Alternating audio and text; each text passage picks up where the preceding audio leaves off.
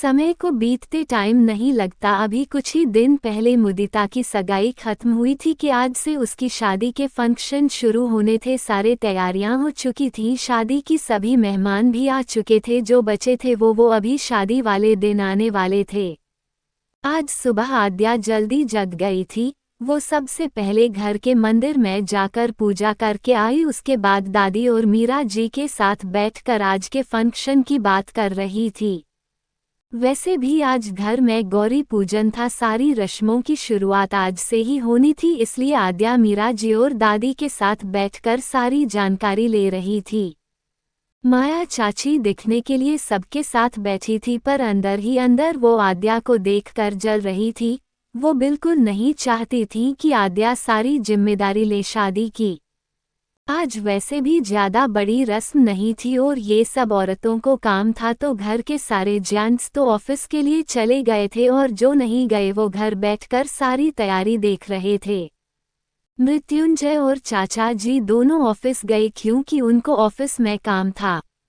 शुभ मुहूर्त से पहले आद्या मुदिता को तैयार करके लाई। उसने आज येलो कलर की साड़ी पहनी थी, उसके साथ हल्का मेकअप किया था जिसमें मुदिता बेहद प्यारी लग रही थी। आद्या ने भी आज येलो और पिंक मिक्स कलर की साड़ी पहनी हुई थी, जिसके साथ उसने मैचिंग ज्वेलरी और थोड़ा थोड़ा मेकअप किया था। आद्या बहुत सुंदर लग रही थी। आद्या कियारा दोनों मुदिता को लेके आई और उसे मंदिर में ले जाके बिठा दिया। वहां पंडित जी ने गौरी पूजन की रस्म की और साथ में शुभ मोली भी बंधी। आज पूजा करने के बाद पंडित जी कल के हल्दी प्रोग्राम और मेहंदी और संगीत सबके शुभ मुहूर्त को बताकर जा चुके थे। मुदिता को दादी और मीरा माँ शादी के असली मायने समझा रही थी। उसके बाद शादी के बाद आगे कैसे रहना है और शादी आगे कैसे निभानी है, सारी चीजें बता रही थीं।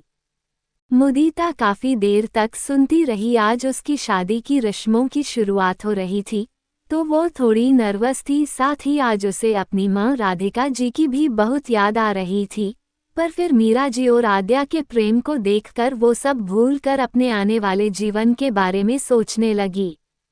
आद्या ने बहू होने के नाते सारे आज के काम किए जो घर को की बहू करती है। पूरा दिन ऐसे ही निकल गया। इस बीच आद्या, मुदिता और कियारा तीनों बैठकर बातें भी करती है। कल हल्दी है तो हल्दी में क्या पहना जाए, इसी बारे में बातें कर रही थी वो लोग। खैर आज का ये दिन ऐसे ही छोटे मोटे कामों में निकल गया। रात को जय जब घर आया तो उस टाइम आद्या अपने और जय के कल पहने जाने वाले कपड़े रख रही थी। जय जा रूम में आया तो वो आकर देखता है कि आद्या अपनी अलमारी खोल रही है।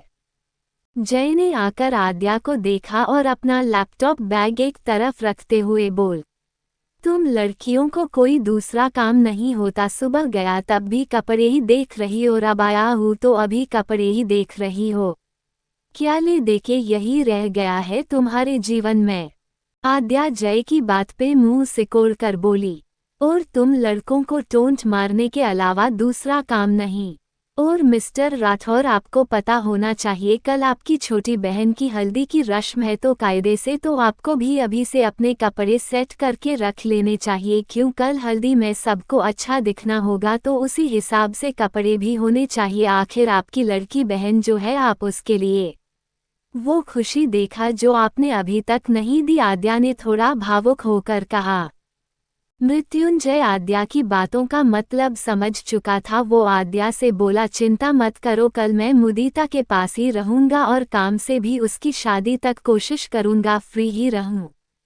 मृत्युंजय आराम से बात कर रहा था तो आद्या भी थोड़ा नॉर्मल होकर बोली, जय आपने मुदिता दी को हमेशा बेटी की तरह रखा है, तो मेरे हिसाब से तुमको उनकी शादी में एक उसी जिम्मेदारी और प्यार के साथ सारे फर्ज निभाना, और सबसे बड़ी बात उनकी शादी के बाद वो यूएसए चली जाएंगी, तो मेरे हिसाब से तुमको उनको ज़्यादा से ज़्यादा टाइम देना चाहिए। ज़्यादा तो क्या बोलूं? जय आद्या के पास आकर उसके हाथ को थम कर बोला, कल हल्दी का फंक्शन है न, वैसे तो मैं इन रस्मों रिवाजों से दूर ही रहा हूँ, पर मैं कल घर ही रहूँगा और अपनी बहन की खुशी को एंजॉय भी करूँगा, और तुम्हारे साथ भी हल्दी के रंग में रंगना है। जय शरारत से बोला तो आद्या मुस्कुरा उठी। जय आद्या दोनों मुस्कुराकर आराम से कल के दिन की प्लानिंग अपने अपने हिसाब से करके सो गए थे। सुबह आद्या जय के जागने से पहले जागी और बाहर बालकनी में आकर अपनी माँ से बात करने लगी। आद्या थोड़ा नर्वस थी क्योंकि जय ने सारी जिम्मेदारी आद्या के सिर डाल दी थी, तो उसे अंदर ही अंदर बेचैनी हो रही थी उसको। आद्या अपनी माँ से आज के फंक्शन में होने वाले सारे रिवाजों के लिए पूछ रही थी और उसकी माँ से आराम से समझाकर बता रही थी। आद्या की माँ बताने लगी, आद्या बेटा, जिस तरह जय ने अपनी हमारे प्रीति सारी जिम्मेदारी निभाई है उसी तरह तुम भी कोई कमी मत रहने देना। मुदिता की शादी में और जय ने मुदिता को बेटी माना है तो तुझे भी उसी तरह आद्या की सब रस्में करनी होगी। वो बच्ची जाते जाते यहाँ से इतना प्यार लेके जाए कि उसको दूर होकर भी लाश होने का एहसास करे, और तुम दोनों ही उसको अब ज़्यादा से ज़्यादा समय देना। और जा, अब ज़्यादा बात नहीं करते, सुबह ही सुबह बहुत काम होंगे, जाओ अब। आद्या मुस्कुराकर नीचे आ गई जहां मीरा जी उसी को बुलाने आ रही थी। आगे का भाग नेक्स्ट वीडियो में।